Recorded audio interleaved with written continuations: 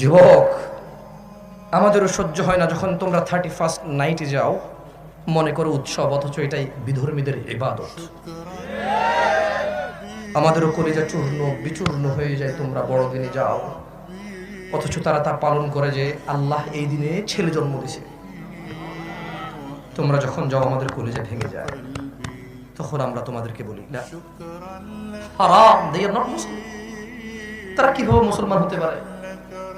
একজন আনন্দ করছে যে আল্লাহ ছেলে জন্ম দিয়েছে, সেই আনন্দে সে আনন্দিত হচ্ছে, গান বাজাচ্ছে, মদ খাচ্ছে, ফুল দিচ্ছে, অনুষ্ঠান করছে, কেক কাটছে, নতুন জামা কাপড় পরিধান করছে। আর তুমি বলছো যে লাম ইয়ালিদ, তিনি জন্ম দেয়নি, ওয়ালাম ইউলাদ, তিনি জন্ম নেয়নি।